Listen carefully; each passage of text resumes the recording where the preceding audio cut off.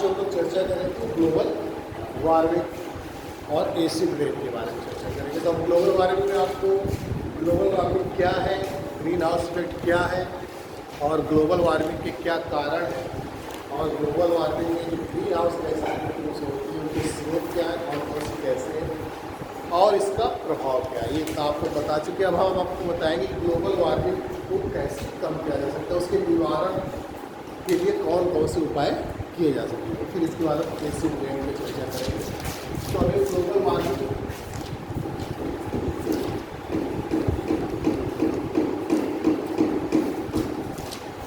भूमंडलीय ऊष्मा, ठीक, तो हमने आपको बताया था कि जो एटमॉस्फेयर में वायुमंडल में कार्बन डाइऑक्साइड का जो आवरण पाया जाता है मुख्य रूप से कैसे है, हरित ग्रह कैसे है, पृथ्वी से जाने वाली विकिरण का जो है पूरा पृथ्वी पर वापस आने की वजह से पृथ्वी के वायुमंडल में लगातार जो है इसका गर्म होना ही क्या कहलाता है, ग्लोबल वार्मिंग। पा चुके हैं आपको। अब इसके हमने कारण वगैरह सब बताए थे। ग्रीन हाउस गैसेस भी आपको हमने बता दी थी कि मुख्य रूप से कार्बन डाइऑक्साइड, जलवाष्प, मीथेन और नाइट्रोजन ऑक्साइड और ओजोन और हैलोजन, जो हैलोजन वाली गैसें हैं जैसे CFC, तो ये ग्रीन हाउस गैसेस। जो क्लोरोफ्लोरोकार्बन है वो वास्तव में गौड़ जो है ग्रीन हाउस गैसेस सेकेंडरी। सबसे ज़्यादा जो गैस उत्तरदायी है वो कौन सी है, कार्बन डाइऑक्साइड। अब आप देख लीजिए ग्लोबल वार्मिंग के निवारण के उपाय, ग्लोबल वार्मिंग के निवारण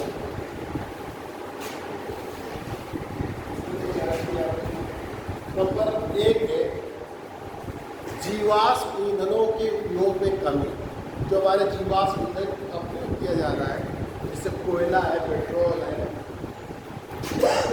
प्राकृतिक गैस है, इनके उपयोग हमको क्या करनी चाहिए, कमी करनी चाहिए। क्योंकि हमने आपको बताया कि जीवाश्म ईंधन के प्रयोग से ही सबसे ज़्यादा जो है कार्बन डाइऑक्साइड गैस जो है वायुमंडल में पहुँच रही है।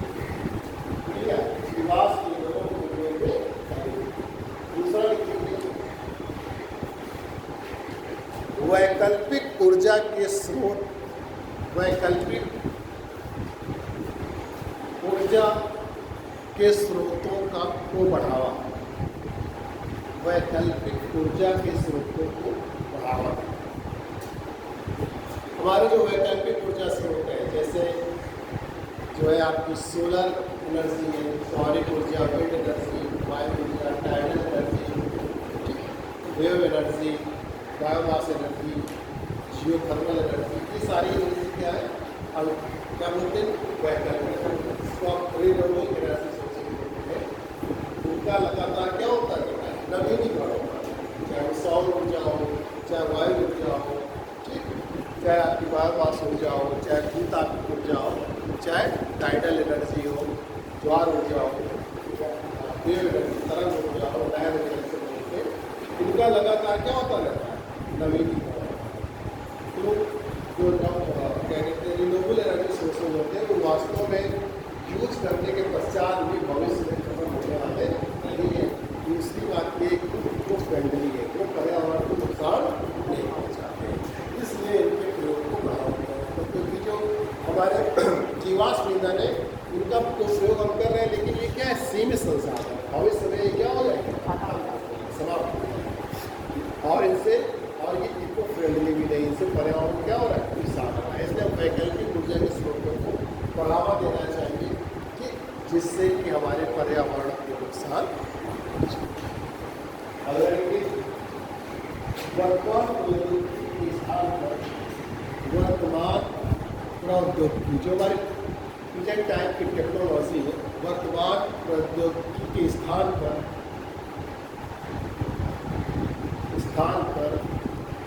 नई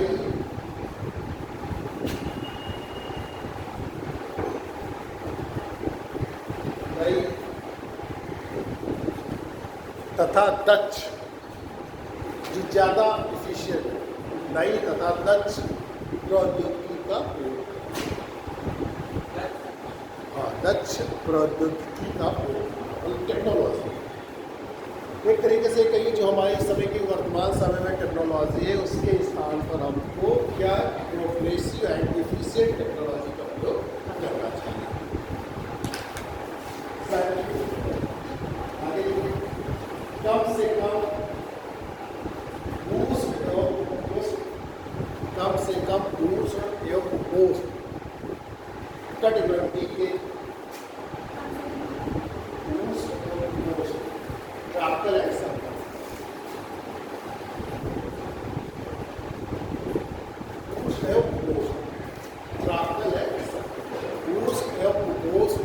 कटिबंधीय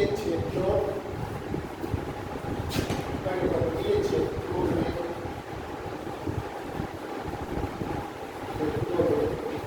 सौर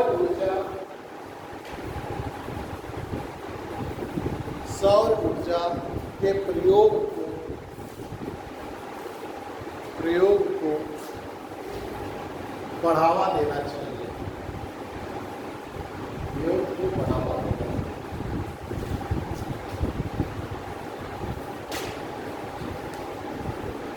जिसे अपने भारत में भी देख रहे हैं आप। भारत आप जान ही रहे हैं कि ट्रॉपिकल जो है जोन में आता है। आप ट्रॉपिकल जोन समझ ही रहे हैं, जो कर्क और मकर रेखा के बीच का क्षेत्र। भारत हमारा जो है कर्क रेखा जो है भारत के लगभग वर्ग से होकर कुछ भाग उसका उष्णकटिबंधीय क्षेत्र पड़ता है और कुछ भाग जैसे राजस्थान वगैरह देखेंगे वहाँ पर सोलर एनर्जी की पॉसिबिलिटीज बहुत ज़्यादा है। जोधपुर में जैसे दिल्ली की सबसे बड़ा सोलर प्लांट लगाया गया है। भारत में देखिए कि सोलर एनर्जी को कितना बढ़ावा दिया जा रहा है। गाँव में आप देखेंगे जो हमारे सोलर पैनल और सेल्स होते हैं उनके माध्यम से हम जो है ऊर्जा का उपयोग कर रहे हैं। जैसे जिसके पास जो है पैसा है और जैसे उसकी ऊर्जा का उपयोग करने के लिए इस तरीके से अपने भारत में भी देखिए कि सोलर एनर्जी का उपयोग बढ़ता जा रहा है।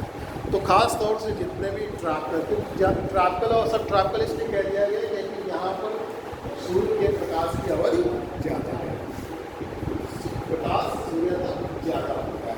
शीत प्रदेशों में नहीं हो पाता क्योंकि वहाँ सूर्य की रोशनी जो है बहुत कम पृथ्वी पड़ने के कारण पड़ती तो है लेकिन उसका तापमान सूर्य तक होता है।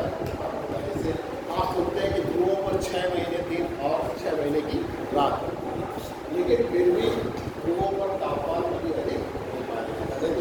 आप देखते हैं कि जब आप 12 घंटे धूप निकलती तब आप कितने ऊष्मा को महसूस करते हैं, तब आप कितनी गर्मी महसूस करते हैं। जहाँ 6 महीने लगातार रहेगा तो वहाँ कितनी ऊष्मा होगी। लेकिन ऐसा नहीं होता है क्योंकि सूर्य की किरणें तिरछी पड़ने की वजह से सूर्य तापमान,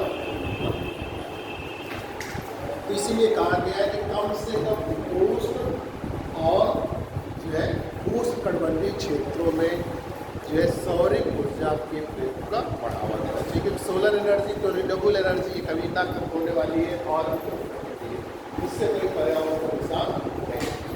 ये सब कहा जाता है जो परिवहन सेक्टर में भी आप इलेक्ट्रिक बसों पर और महानगरीय क्षेत्रों में आप देखिए जैसे कानपुर है, इलाहाबाद है, मुरादा से इनमें आपको जो महानगरीय बसें चलती हैं उसका इलेक्ट्रिक।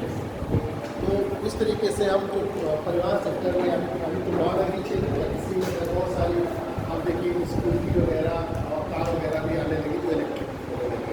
तो धीरे धीरे जो है डीजल और पेट्रोल के उपयोग को क्या करते जा रहे हैं, कम करते जा रहे हैं और इलेक्ट्रिक चीज़ों का प्रयोग करते जा रहे हैं। इसलिए कि हमारे ग्लोब का तापमान ना बढ़े, यानी कि जो क्लाइमेट चेंज हो रहा है, जलवायु परिवर्तन हो रहा है, उससे हमको बचा। अगला देखिए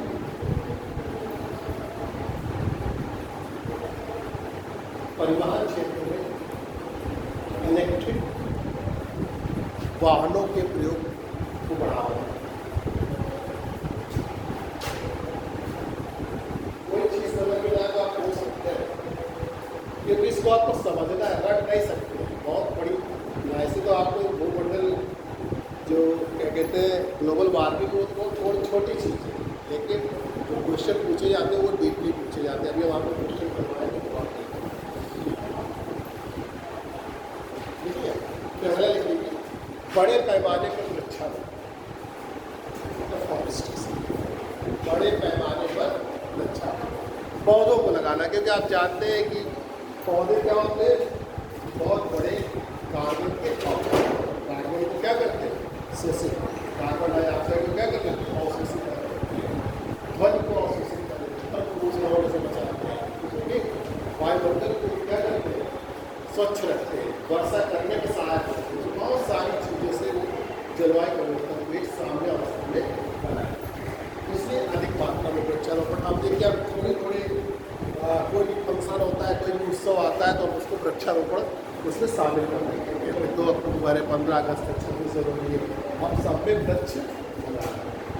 तो मतलब ये पूरे हमारे जो हमने आपको बताया था कि IPCC की रिपोर्ट आती है और UNFCCC की जो बैठक होती है उसमें सब निर्णय लिए जाते हैं। जैसे आपको 26 सबसे लेटेस्ट मैंने आपको बताया था स्कॉटलैंड में, तो उसको इसमें ये सब चीज़ें की जाती है, जिससे वृक्षारोपण किया जाए। तो उसी चीज़ को फॉलो करते हैं और अपने हिसाब से ही हमने 2008 में अपने यहाँ पे क्लाइमेट चेंज से कैसे बचा जाए उसके लिए हमने नेशनल प्लान बनाया था, ठीक, जिसमें 8 चीज़ों को हमने शामिल किया।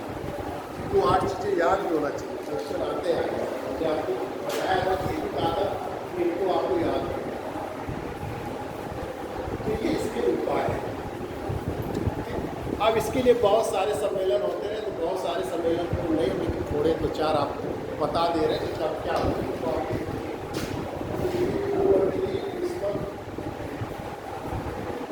भूमंडलीय ऊष्मा, ग्लोबल वार्मिंग एवं अंतर्राष्ट्रीय सम्मेलन। भूमंडलीय ऊष्मा, ग्लोबल वार्मिंग की हिंदी है भूमंडलीय ऊष्मा। ग्लोबल वार्मिंग से कितना तात्पर्य है कि हमारे ग्लोब का तापमान बढ़ रहा है, हमारे जो पृथ्वी का पर्यावरण का तापमान है, वायुमंडल का तापमान वो बढ़ रहा है, जिसमें हम रह रहे हैं। और ये वृद्धि किसमें हो रही है, जैसे आपको वायुमंडल जो है इसके कई जो है संस्तर होते हैं। जैसे सबसे नीचे ट्रोपोस्फीयर है, फिर स्ट्रेटोस्फीयर है, फिर मेसोस्फीयर है, फिर जो है थर्मोस्फीयर और लास्ट में एक्सोस्फीयर। 5 जो है इसके वायु की परतें पाई जाती है, वायुमंडल 5। तो ये जो हम लोग में यानी कि जो तापमान वृद्धि देख रहे हैं वो केवल ट्रोपोस्फीयर तक ये सीमित है, जो हमारा छोटा, जो औसत रूप से 10 से 12 किलोमीटर तक पाया जाता है। लेकिन इसकी ऊंचाई जो है भूमध्य रेखा पर 18 किलोमीटर तक हो जाती है, ध्रुवों पर 8 किलोमीटर। इसकी ऊंचाई में परिवर्तन होता है। तो क्षोभ मंडल में क्या, जैसे जैसे हम ऊपर की ओर जाते हैं तापमान में कमी होती है, लेकिन ये कभी कभी क्षोभ मंडल तक सीमित है। जैसे हम स्ट्रेटोस्फीयर में पहुँचते हैं जहाँ पे हम इसको सप्ताह मंडल कहते हैं, और वहाँ पर ओजोन परत स्थित है। ओजोन परत क्या करती है कि अल्ट्रावायलेट रेज को अवशोषित कर लेती है, जिससे वहाँ पर फिर से तापमान बढ़ने लगता है। तो वहाँ पर तापमान घटता नहीं है। तो इसलिए ये जो आप ग्लोबल वार्मिंग की घटना दे रहे हैं वो कहाँ तक सीमित है, छोटा पूछा गया है। IAS में क्वेश्चन आया था कि जो भूमंडलीय ऊष्मा पाया जाता है वो वायुमंडल की किस सीमा तक जो है पाया जाता है। इसलिए कि सबसे पहले 1979 में होता था विश्व जलवायु सम्मेलन।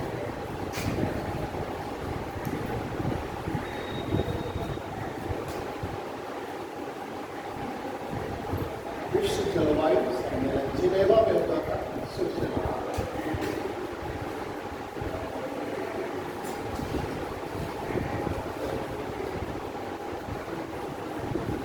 सबसे पहला जब इतने ज़्यादा परिवर्तन नहीं था जलवायु में, आशंका व्यक्त जा सकती है भविष्य में ऐसा हो सकता है। तो सबसे पहला प्रथम विश्व जलवायु सम्मेलन आता है। प्रथम विश्व जलवायु सम्मेलन 1980 में हुआ था वियना में। औद्योगिक 1980 में हुआ था औद्योगिक कारणों से घटित जलवायु सम्मेलन।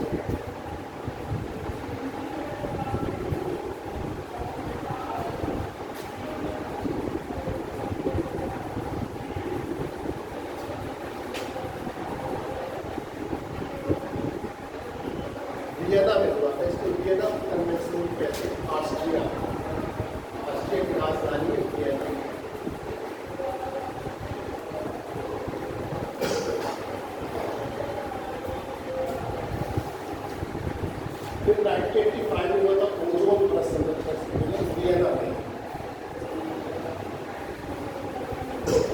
ओजोन परत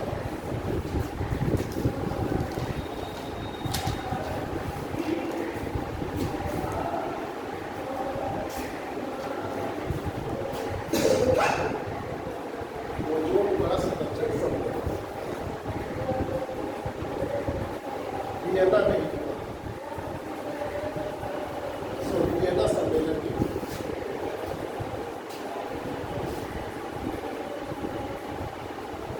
1987 में हुआ था। ओजोन परत पर जो हमारा क्लोरोफ्लोरोकार्बन का प्रभाव पड़ता है उसकी कटौती करने के लिए 1987 में मॉन्ट्रियल में हुआ कनाडा में।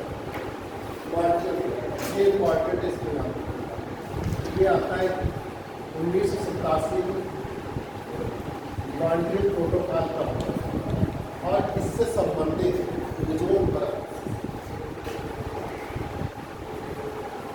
मॉन्ट्रियल कनाडा में आपको मालूम है ओजोन परत संबंधी शब्द CFC क्लोरोफ्लोरोकार्बन है उसका कटौती करने के लिए चर्चा की।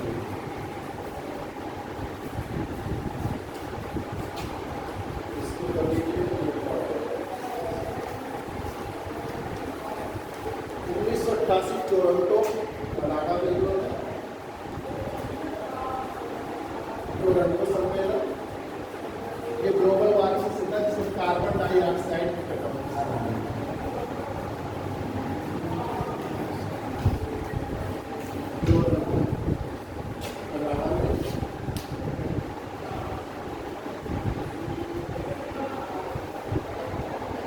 फिर 1988 में IPCC का इकट्ठा हुआ था जो inter governmental panel on climate change. इसके बारे में आपको डिटेल में बताया। ये क्लाइमेट चेंज को लेकर क्या है कई देशों की सरकारों मिलाकर 1988 फिर 1990 में दूसरी विश्व जलवायु सम्मेलन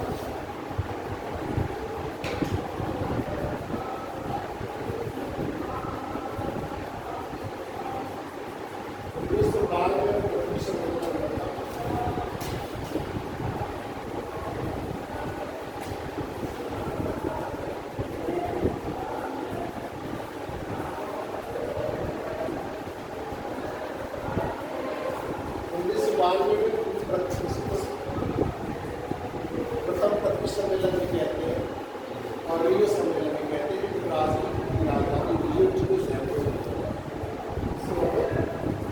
प्रथम पृथ्वी सम्मेलन ये भी बहुत पूछा है। रियो सम्मेलन के नाम से क्या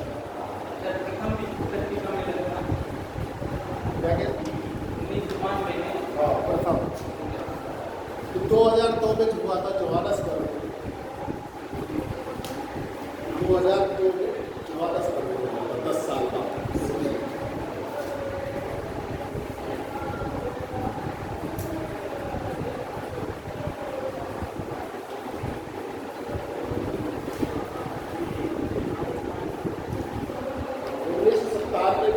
क्योटो प्रोटोकॉल हुआ था ये भी बहुत आता है क्योटो सम्मेलन का।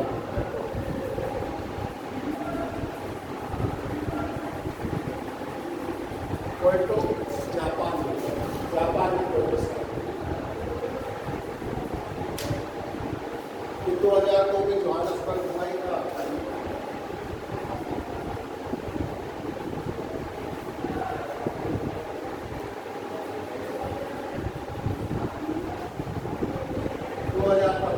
पेरिस समझौता हुआ था क्लाइमेट चेंज को लेकर। इसके बारे में अभी आपको डिटेल बताया। 2022 में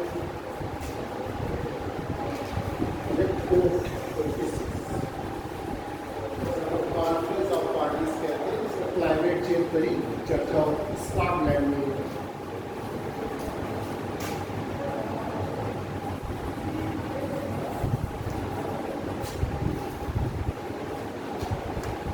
कैसा लगा?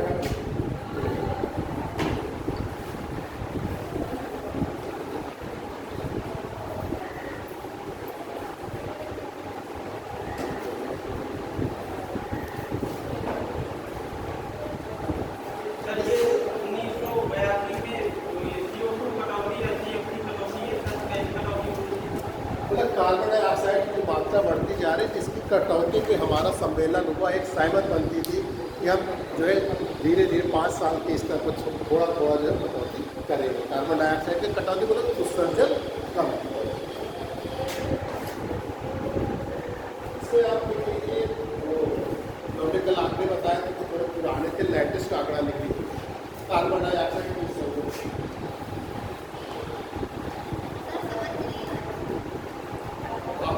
कार्बन डाइऑक्साइड के उत्सर्जन में देशों का क्रम कल जो बताया था है वही एक पुराना लेटेस्ट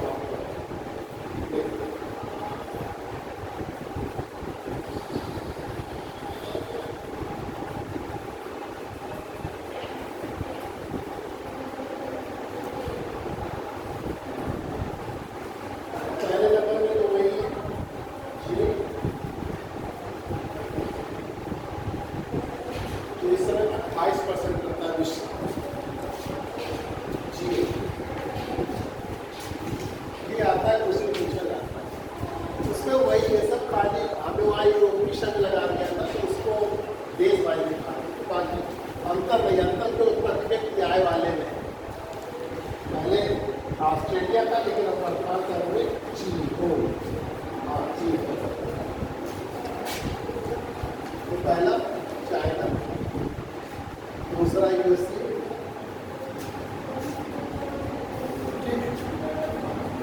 दूसरा यूएसए, तीसरा में पहले यूरोपीय संघ बताया था। तो यूरोपीय संघ ना संघ पूरा मिलकर करता था 20 वाइज बता रहे हैं। तीसरे नंबर पे इंडिया। यूरोपीय संघ अगर उतर के आए तो तीसरे नंबर पे रहेगा। तीसरा रूस, इंडिया लगभग 7% रखता है, चाइना 28% रखता है और यूएसए जो है आपका 23%। यूएसए ने काफ़ी कमी की 15% और रूस जो है वो 5%। उसके बाद जापान को ये है इसका। अब प्रति व्यक्ति कार्बन डाइऑक्साइड का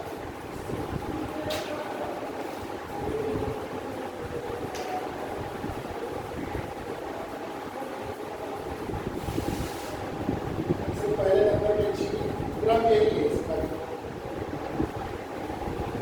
चीन,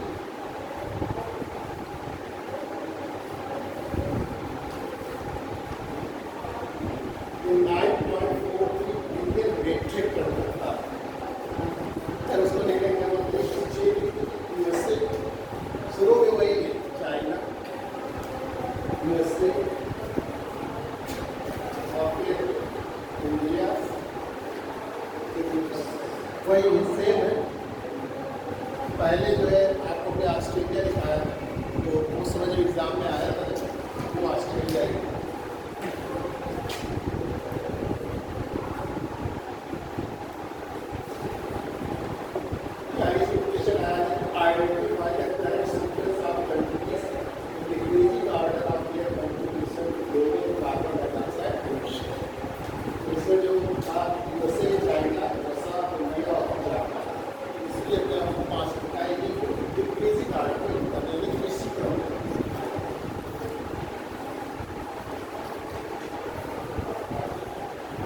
अब जब आपको आप कुछ पूछना हो तो पूछ लीजिए ग्लोबल वार्मिंग, नहीं तो हम आपको एसी प्लेन बता दें।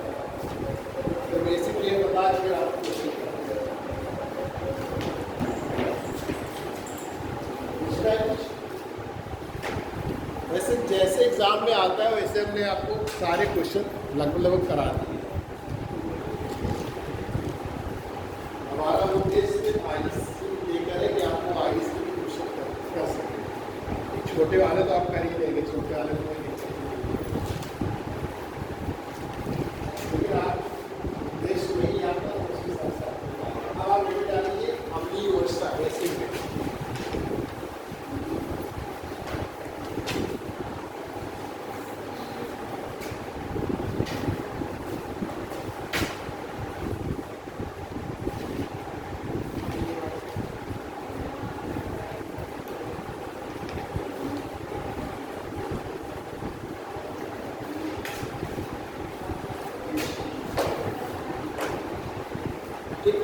जानते हैं कि अम्लीय वर्षा क्या है? आपने पहले सुना भी होगा, सबको ये आपके घर में मना भी करता है और पुराने व्यक्ति को बहुत विशेष कर मना करता है कि पहली बारिश का मनाएं।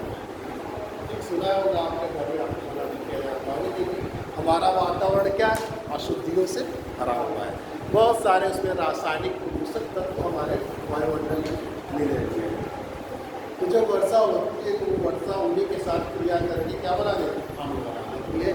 और जब आप पहली बारिश में उसके सामने खड़े होते हैं या आपकी तो आप देखते हैं कई जगह आपके गाने वगैरह निकल आते हैं, घोड़े वगैरह निकल आते हैं। तो इस तरीके से वो चूँकि अम्लीय हो जाता है। वैसे तो वर्षा का जल सबसे शुद्ध होता है, लेकिन हमारे वायुमंडल में जो है विभिन्न प्रकार की अशुद्धियाँ, जैसे जो मुख्य रूप से उत्तरदायी है वो सल्फर डाइऑक्साइड, सबसे ज़्यादा सल्फर डाइऑक्साइड, फिर नाइट्रिक एसिड और फिर हाइड्रोजन है। ये तीन जो है बहुत उनकी क्वांटिटी जो है सबसे ज़्यादा होती है वर्षा में। तो जैसे आपका सल्फर डाइऑक्साइड है तो वो H2 मतलब हाइड्रोजन जो आपका जल है और ऑक्सीजन और सल्फर डाइऑक्साइड को H2SO4 बना देते हैं, सल्फ्यूरिक अम्ल बना देते हैं। इसी तरीके से नाइट्रोजन ऑक्साइड है वो H2O और जो आपका नाइट्रोजन ऑक्साइड है तो क्या बना देते हैं?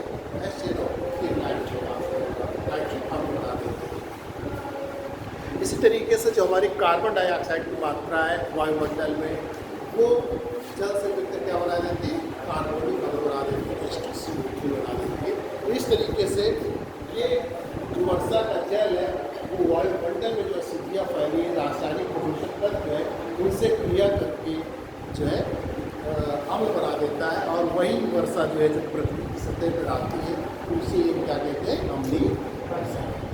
क्योंकि इसका pH मान जो होता है 5.6 मतलब कम होता है या 5.6 मतलब दुर्बल जो अम्लीय वर्षा होती है 5.6 देखें लगभग 5 पॉइंट होता है।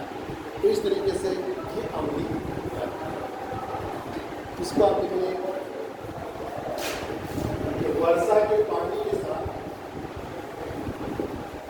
वर्षा के पानी के साथ वायुमंडल में खुली रासायनिक अशुद्धियों, वर्षा के पानी के साथ वायुमंडल में खुली रासायनिक अशुद्धियों ब्रैकेट लिख लीजिए प्रदूषक तत्व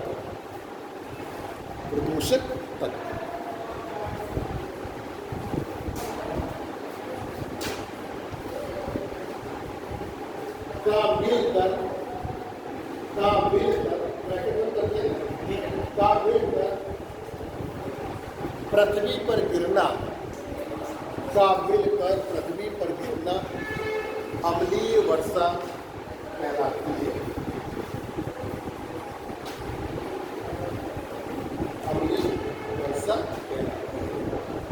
अम्लीय वर्षा का मूल कारण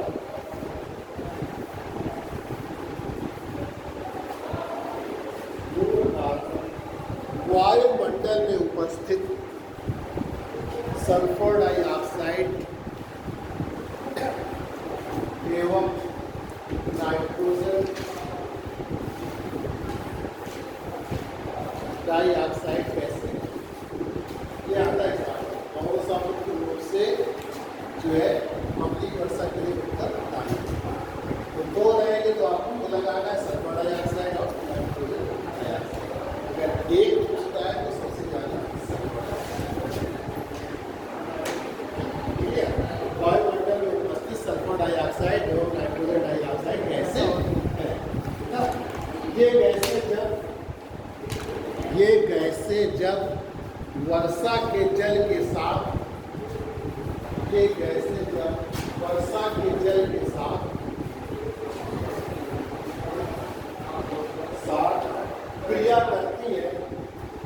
क्रिया करती है। ये गैसें जब वर्षा के जल के साथ क्रिया करती है तो सल्फ्यूरिक अम्ल चाहे तो आप H2SO4 सल्फ्यूरिक अम्ल ब्रैकेट में H2SO4 एवं नाइट्रिक ब्रैकेट में HNO3 सल्फ्यूरिक अम्ल ब्रैकेट में लिए H2SO और नाइट्रिक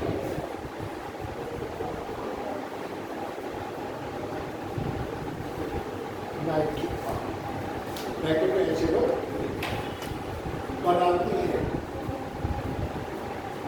बनाती जो वर्षा जल के साथ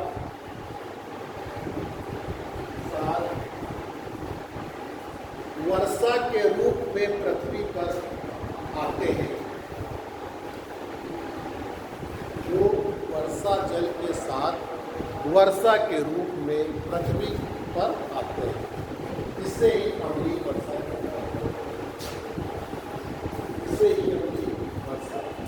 देखिए। आपके समझने के लिए आप तभी लिखिएगा जब आप इसको अच्छी तरह से जानते हो। अगर आपने केमिस्ट्री पढ़ी है तो लिखिए, नहीं अगर आपने आर्ट्स साइंस तो फिर लिखे तो अभी आप लिख लीजिए, लेकिन एग्जाम में अगर आपको लिखने के लिए आता है तो आप इसको तभी लिखिएगा जब आप इसको सही ढंग से जाने।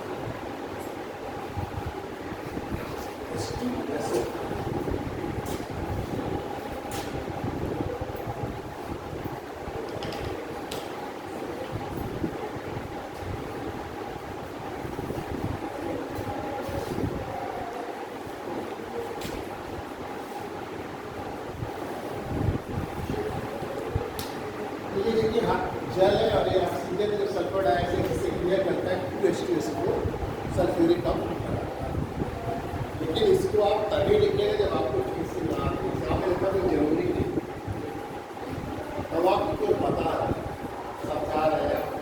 अगर आप केमिस्ट्री जानते हैं अच्छी तो आप ठीक है, और ऑक्साइड आपने पढ़ा नहीं, केमिस्ट्री ज़्यादा पढ़ी तो आप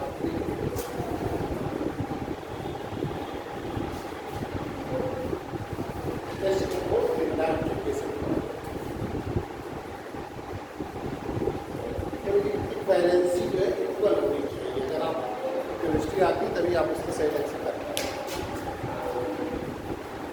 ये नाइट्रोजन ऑक्साइड या ऑक्सीजन और ऑक्सीजन इसके साथ क्रिया करके नाइट्रिक एसिड,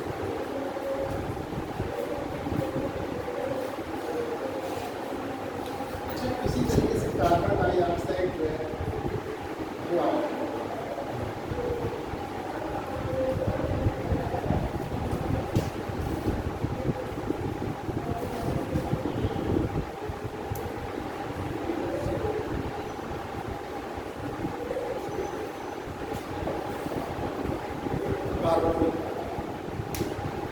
इस तरीके से आप देख रहे हैं कौन इसके लिए उत्तरदायी है, sulphur dioxide, nitrogen oxide, carbon dioxide, लेकिन मेन रूप से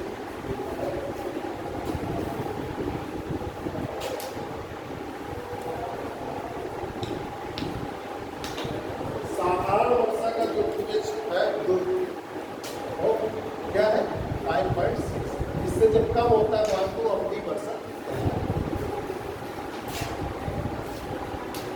लेकिन अम्ल वर्षा में अम्लों की सांद्रता क्या होती है? जो आपकी अम्लीय वर्षा है, ये भी एक बार पूछा गया, अम्लीय वर्षा में अम्लों की सांद्रता मतलब कौन सा अम्ल ज्यादा होता है?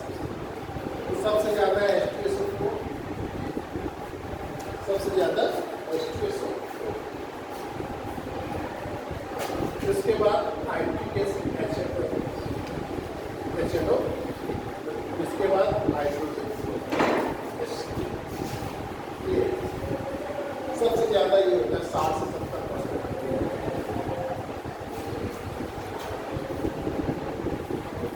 30 से 40 ये होता है, ये बहुत कम होता है, लेकिन सबसे ज्यादा ये होता है। अगर आपसे पूछा जाए कि अम्लीय वर्षा में सबसे अधिक किस अम्ल की उपस्थिति होती है या किस अम्ल की सांद्रता होती है, तो आप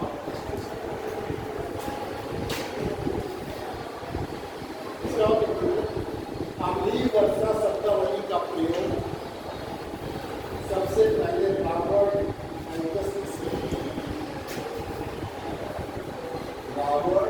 एंगस स्मिथ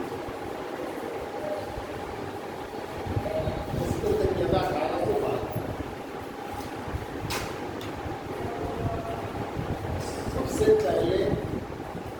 वर्षा शब्द का प्रयोग रॉबर्ट ऑगस्ट स्मिथ ने सन 1872 में किया। 1872 में।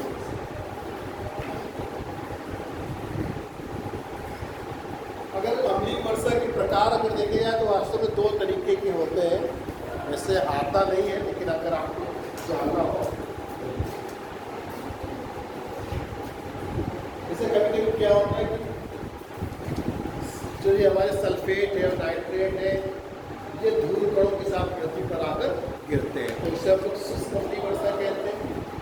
और जब इस तरीके की होती है वर्षा, यानी कि जो रासायनिक क्रिया करके आते हैं अम्ल के रूप में, तो उसे हम ये नम अम्लीय वर्षा। तो कोई जरूरी नहीं है तो उठा देंगे, ठीक है।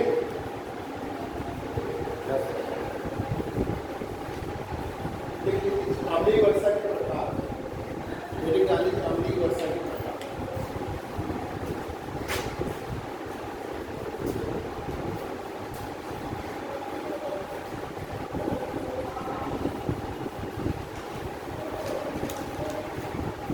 अम्लीय वर्षा के प्रकार पहला है शुष्क अम्लीय वर्षा।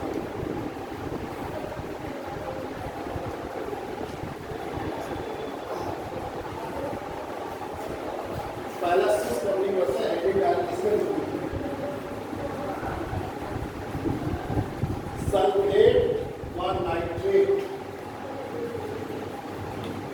सल्फेट व नाइट्रेट जब धूल के कणों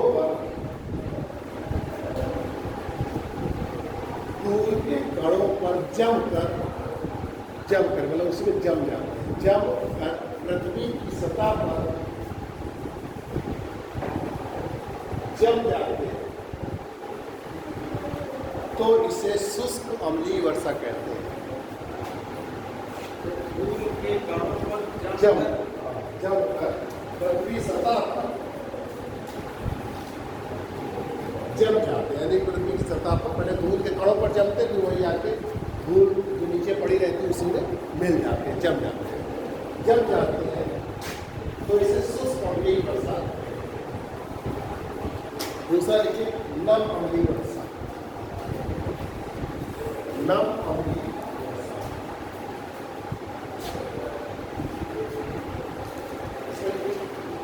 जब वर्षा के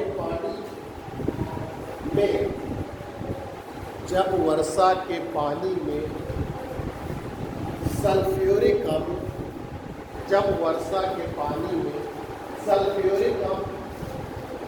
नाइट्रिक अम्ल व हाइड्रोक्लोरिक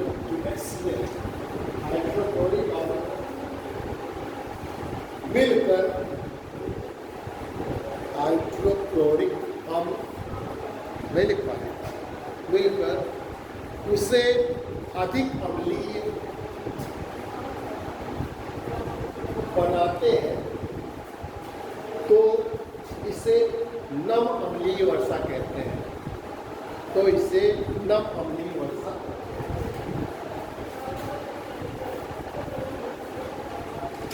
अम्लीय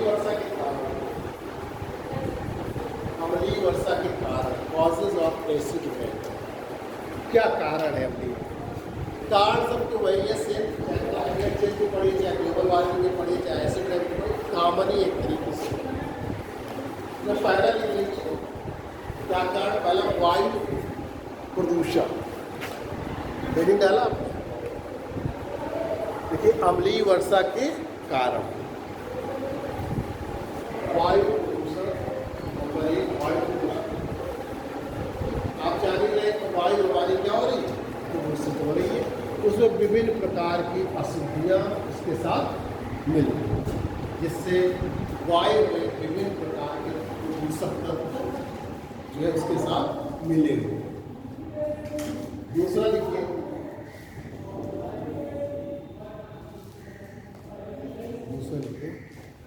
कार्बन डाइऑक्साइड के अधिक उत्सर्जन से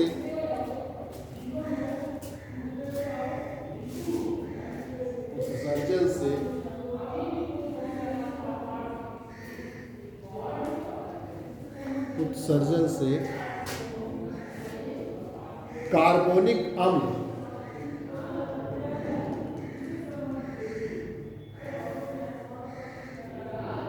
के द्वारा वर्षा जल अम्लीय हो जाता है।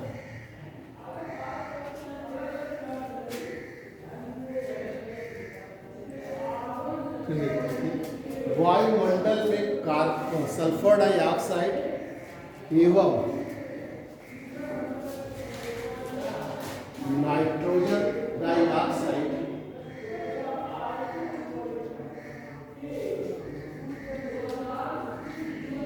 सल्फर डाइऑक्साइड और नाइट्रोजन ऑक्साइड के सांद्रण में या की सांद्रता जो के सांद्रण में अधिकता होने के कारण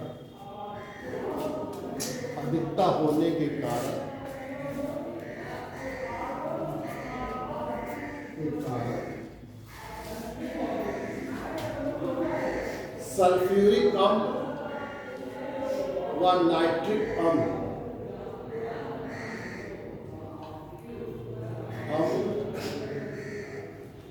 की उपस्थिति से वर्षा जल का अधिक अम्लीय हो जाना।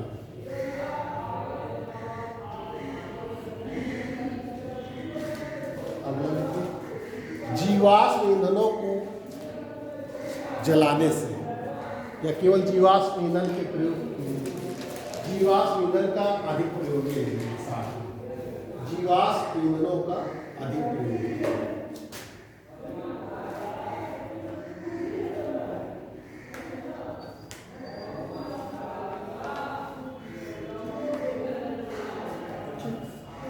दूसरा औद्योगिकरण, मतलब उद्योग जो औद्योगिकरण हो रहा है, औद्योगिकरण नहीं तीव्र औद्योगिकरण, इसके आगे तीव्र औद्योगिकरण, तीव्र औद्योगिकरण रैपिड इंडस्ट्रियलाइजेशन, मतलब अधिक तेजी से औद्योगिकरण हो रहा है जिससे हम कार्बन डाइऑक्साइड, जिसमें हम कोयले और डीजल और पेट्रोलियम का प्रयोग ज़्यादा कर रहे हैं, जिससे हमारा वायुमंडल क्या हो रहा है, ये कहना चाहता है। अब इसका प्रभाव लिखिए, अम्लीय वर्षा के प्रभाव। पहला लिखिए नंबर 1, मिट्टी की उर्वरता में कमी, मिट्टी की उर्वरता में lack in the fertility of soil. देखिए जब ये मिट्टी में जब मतलब वर्षा होती है और इसमें गिरती है तो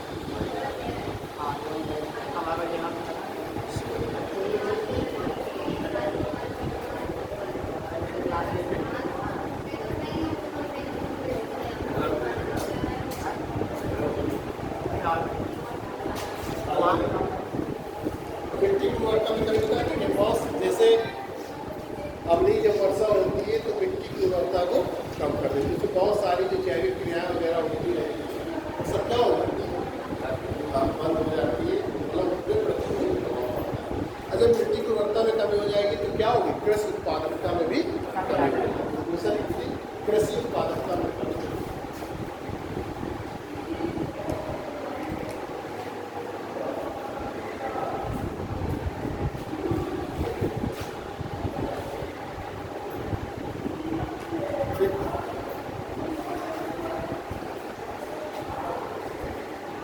अगला लिख लीजिए, जैसे जहाँ पे भी गिरती है नदियों या झीलों में, तो वहाँ पे जो जलीय जीव होते हैं वो क्या होते हैं, नष्ट हो जाते हैं। लिख लीजिए, जलीय जीवों का नष्ट होना।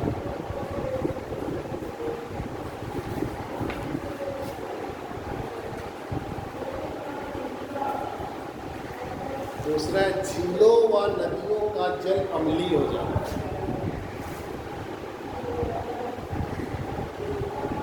झीलों व नदियों के जल का अम्लीय हो जाता है।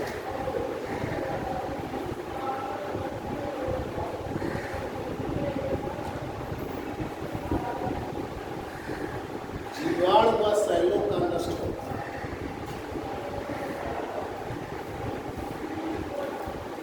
जीवाणु व सैलों का नष्ट होता है। देखिए, इमारतों पर भी ये प्रतिकूल प्रभाव डालती है। जैसे आपने ताजमहल को देखा होगा, वो उसमें क्या हो गया, पीला पड़ गया ताजमहल को, और अगली वर्षा के लिए इमारतों को जर्जर करना है, इमारतों को नुकसान।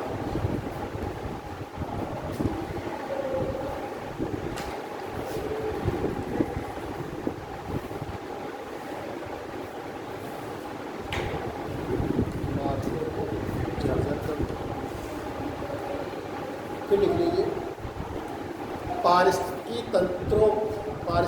तंत्र में प्रतिकूल प्रभाव पड़ना।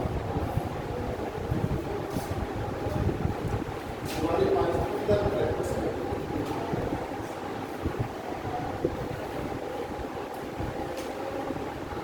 तो ये जो है इसके प्रभाव। आप अगर आपको कुछ पूछ रहा हो तो पूछ लीजिए, आप क्वेश्चन कराना पूछना है। और इसे कम मानव, अगर आप लिखना चाहें तो एक और लिख लें कि मानव स्वास्थ्य पर प्रतिकूल प्रभाव, कैंसर व स्वास्थ्य जैसी बीमारियां हो जाती हैं तो मानव स्वास्थ्य पर प्रतिकूल प्रभाव होता है।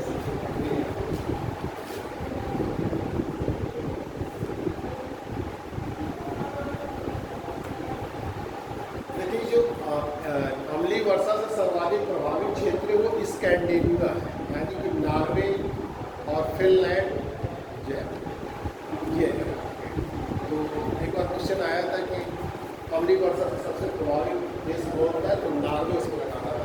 तो पूरा वो स्कैंडिनेवियन क्षेत्र आता है, यानी कि नॉर्वे, स्कैंडिनेविया और फिनलैंड। देख लीजिए,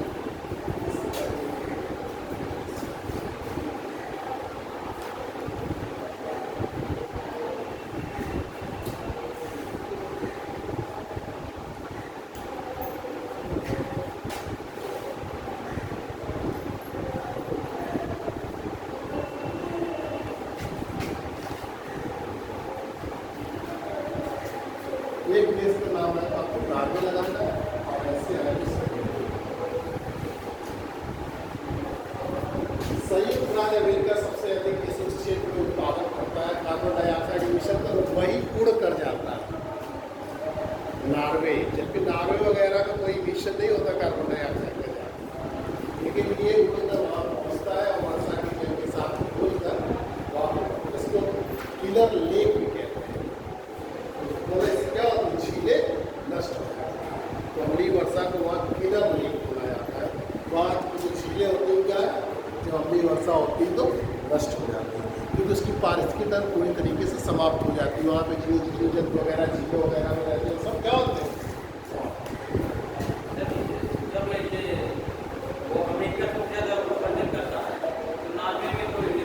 यही बताया था, ये जो हवाओं के साथ जैसे वायुमंडल में एक जगह तो रहती है, उत्पादन कर दिया, तो ये चलती जाती है, उड़कर मतलब उनका पूरे उसमें फैलता जाता है।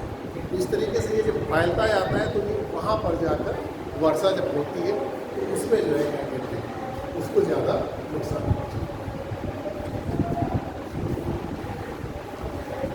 इसके कुछ क्वेश्चन सुन लेंगे। पहला तो कुछ क्वेश्चन है इसमें, अम्लीय वर्षा की खोज किसने की? क्या आंसर होगा आपका?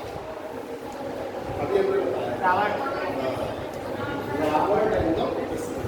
दूसरा है अम्लीय वर्षा में कौन सा अम्ल सर्वाधिक उपस्थित होता है? सल्फ्यूरिक अम्ल H2SO। किस देश में सर्वाधिक अम्लीय वर्षा होती है?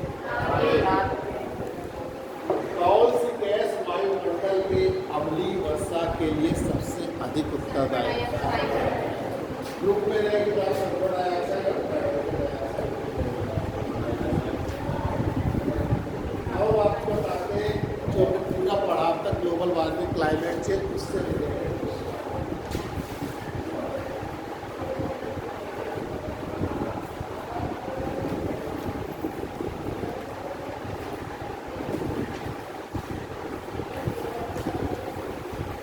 इसको देखिए 2012 में आया है। परिवेशी वातावरण में पाए जाने वाले निम्नलिखित पर विचार कीजिए। कालिक, सल्फर हेक्साफ्लोराइड और जलवाष्प। उपरोक्त में से कौन वातावरण तापन में उत्तरदायी है? यानी ग्लोबल वार्मिंग के लिए इनमें से कौन उत्तरदायी है? विकल्प है 1 और 2, केवल 3, 2 और 3 और ये सभी। विकल्प है जो पहला नंबर है कालिक, दूसरा है sulphur hexafluoride SF6, sulphur hexafluoride.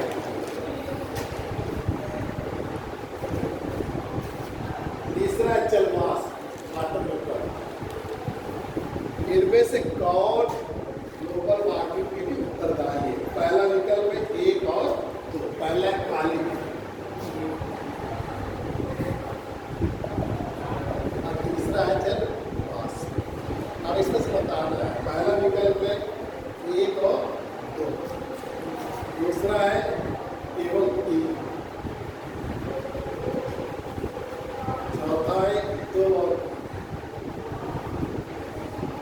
और चौथा है सभी। 2012 में आया, आज इसका ही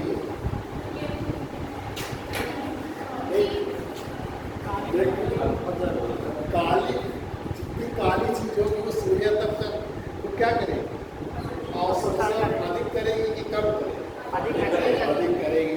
यानी कि सूर्य तत्व को जब अधिक अवशोषित करेगी तो तापमान को बढ़ाएगी नहीं बढ़ाएगी? Sulphur hexafluoride. तो जितने भी हाइड्रोजन गैसें होती हैं तो SF6 दोनों तरीके से होता है, सल्फर डाइऑक्साइड से भी और फ्लोराइड से भी। तो ये भी तापमान को बढ़ाएगा। और जलवाष्प को वाटर में बताया था आपको कि जो है कार्बन डाइऑक्साइड और जलवाष्प जो वायुमंडल में होती है वो आने वाले सूर्य की किरणों के लिए तो पार होती है, लेकिन यहाँ से जाने वाली पार्थिव किरणों के लिए तो इसलिए क्या होगा? अगला अगला है बड़े पैमाने पर चावल की खेती के कारण कुछ क्षेत्र संभवतः वैश्विक तापमान में योगदान में है। इसके लिए कौन कारण या कारणों को उत्तरदायी ठहराया जा सकता है? यानी कि चावल की खेती जो की जा रही है उससे वैश्विक तापमान में वृद्धि हो रही है। उसके लिए कौन से कारण हो सकते हैं? तो है पहला है चावल की खेती से संबद्ध अम्लीय परिस्थितियां मीथेन के उत्सर्जन का कारण। दूसरा है जब नाइट्रोजन आधारित उर्वरक प्रयुक्त किए जाते हैं तो पृष्ठभूमि से नाइट्रस ऑक्साइड का उत्सर्जन होता है। समझिए ना? तो एक तो आपको कारण बताना है कि मीथेन गैस उत्तरदायी है कि नहीं, दूसरा नाइट्रस ऑक्साइड उत्तरदायी है कि नहीं। अब इसके विकल्प पढ़ते हैं। विकल्प में केवल एक यानी केवल मीथेन गैस, दूसरा है केवल 2 यानी नाइट्रस ऑक्साइड, तीसरा है यानी कि मीथेन और नाइट्रस। चौथा है ना एक और ना मीथेन और ना नाइट्रस। क्या होगा? दोनों। अब ये ट्रिक कल आपको बताया। देखिए सोचने वाले क्वेश्चन आते हैं, अगर आपको समझ गया, रखने वाले भी है, ये हमने आपको कल बताया। अगर निम्नलिखित में से कौन से भारत के कुछ भागों में पीने के जल में प्रदूषक के रूप में पाए जाते हैं? आर्सेनिक, सार्बिटाल, फ्लोराइड, कार्बन डाइऑक्साइड और यूरेनियम। समझ गए ना? 5 चीजें दी गई है। 5 चीजें बताना है कि कौन से भारत में जल प्रदूषण की समस्या पाई जाती है, तो कौन से तत्व पाए जाते हैं। विकल्प में 1 और 3, आर्सेनिक और फ्लोराइड। दूसरा से 2, 4 और 5, सार्बिटाल और कार्बन डाइऑक्साइड और यूरेनियम। 1, 3, 5 आर्सेनिक, फ्लोराइड और यूरेनियम। और चौथा ये सभी क्या हो? आर्सेनिक, फ्लोराइड और नाम आपने सुना ही, आर्सेनिक, फ्लोराइड और यूरेनियम पाए जाते हैं, जिससे हमारा जल क्या होता है? 1, 3 और 2015 वन कार्बन भागीदारी सुविधा फॉरेस्ट कार्बन पार्टनरशिप फैसिलिटी के संदर्भ में निम्नलिखित कौन सा कथन सही है? सही है। ये सरकारों, व्यवसायों, नागरिक समाज और देशी जनों की एक वैश्विक भागीदारी है। ये जो बनाया गया है कार्बन पार्टनरशिप फैसिलिटी, उसमें जो है कौन सा मतलब कथन सही? दूसरा है ये धारणी सस्टेनेबल वन प्रबंधन है पर्यावरण अनुकूल और जलवायु अनुकूलन प्रौद्योगिकी के विकास के लिए वैज्ञानिक वानिकी अनुसंधान में लगे विश्वविद्यालयों, विशेष वैज्ञानिकों तथा संस्थाओं को वित्तीय सहायता प्राप्त। तीसरा ये देशों को उनके वनोन्मूलन और वन निर्मीकरण उत्सर्जन कम के प्रयासों में वित्तीय और तकनीकी सहायता प्रदान किया। तो जो फॉरेस्ट कार्बन फैसिलिटी पार्टनरशिप थी, उसमें मुख्य रूप से क्या था हमारा? एक तो पहला ही था, ये सरकारी है, व्यवसाय है और जो इसमें विद्वान है, ये सब क्या है? संस्था है। और दूसरा ये था कि ये देशों को उनके वनोन्मूलन यानी कि जो डिफॉरेस्टेशन हो रहा है उसको रोकने के लिए जो है एक प्रयास है। उसमें क्या करता है? तकनीकी सहायता, वित्तीय और तकनीकी सहायता। जो शोध वाला है वो उसके लिए शोध के लिए 1 और 3।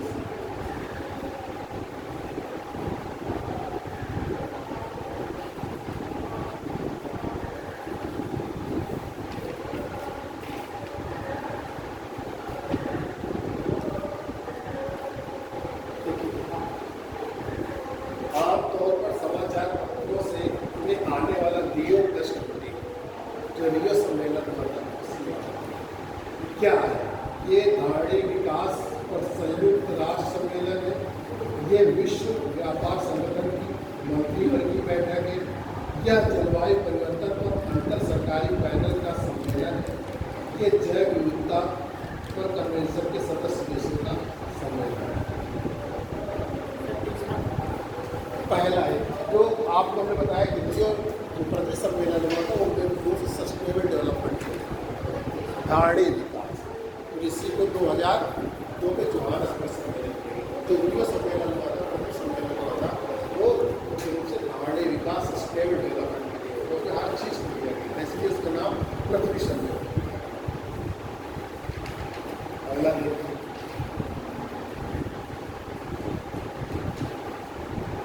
ग्रीन हाउस गैस प्रोटोकॉल क्या है?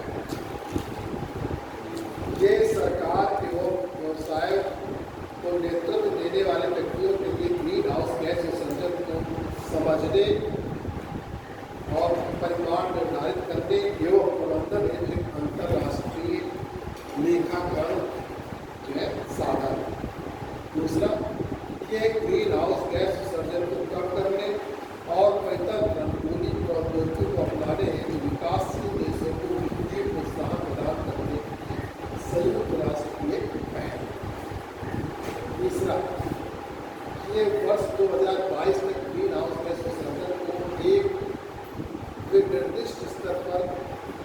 कम करने हेतु संयुक्त राष्ट्र के सभी सदस्यों द्वारा अनुसमर्थित एक अंतर सरकारी समझौता है। चौथा, ये विश्व बैंक द्वारा घोषित बहुपक्षीय पहलों में से एक है। क्या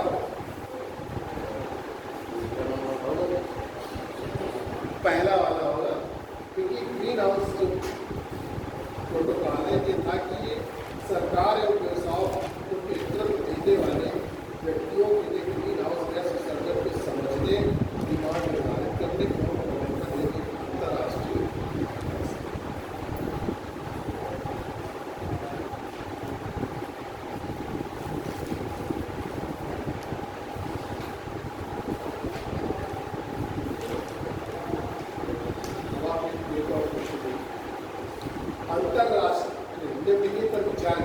अंतर्राष्ट्रीय सौर गठबंधन वर्ष 2015 के संयुक्त राष्ट्र जलवायु परिवर्तन में प्रारंभ किया गया।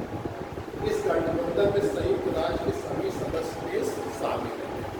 इसमें आपको बताना है कि केवल एक सही है, केवल दो सही है, एक और दो सही है, और एक दो सही है।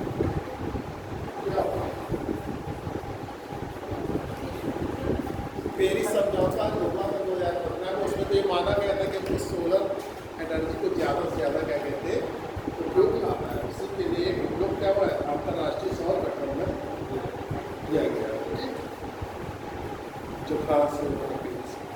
लेकिन इसमें सभी देश शामिल नहीं है। कह रहा संयुक्त राष्ट्र सभी देश, क्योंकि वास्तव में वही देश शामिल होते हैं जो रूस और गठबंधी क्षेत्र में, क्योंकि वही सोलर एनर्जी का विकास केवल एक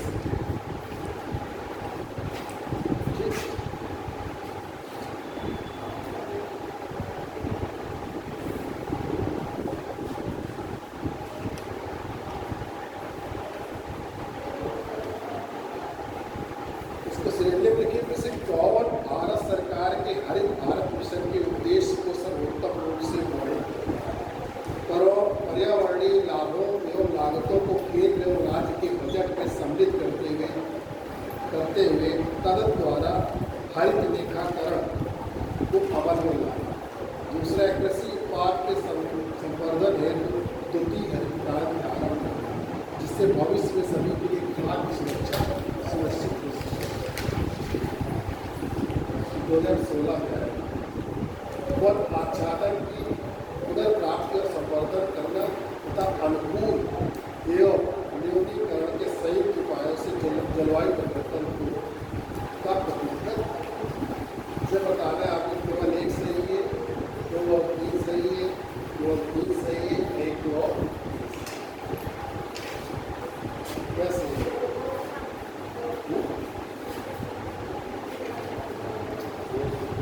हरित भारत मिशन वन आच्छादन से रिलेटेड है। तीसरा केवल सही है, वन आच्छादन की पुनर्प्राप्ति और संवर्धन करना तथा अनुकूल हरित भारत मिशन चल रही ना, हमने आपको उसमें बताया था जो क्लाइमेट एक्शन प्लान बनाया गया था।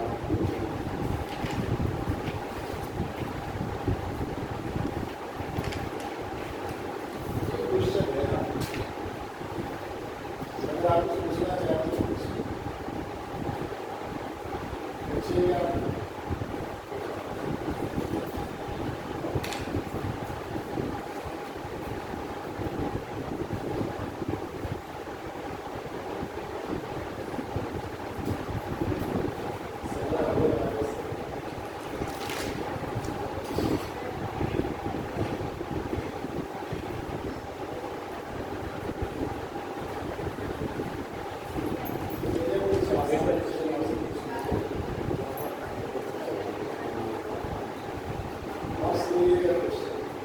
सर, इसमें यह भी पूछ सकता है क्या, जैसे कि ये जो आपने बताया कि नॉर्वे में सर्वाधिक अम्लीय वर्षा होती है, तो यह भी पूछ सकता है क्या कि कब से स्टार्ट हुई?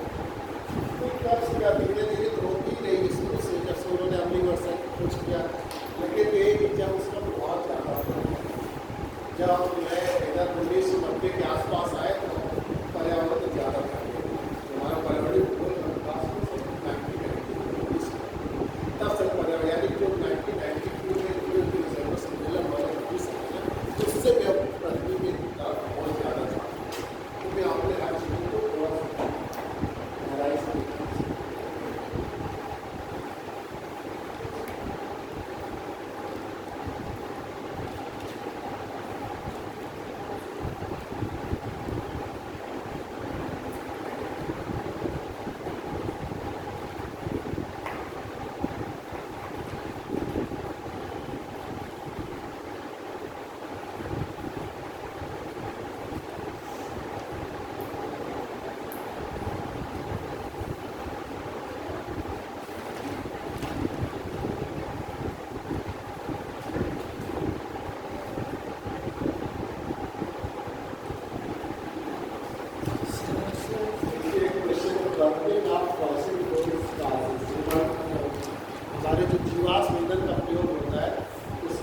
क्या होगा?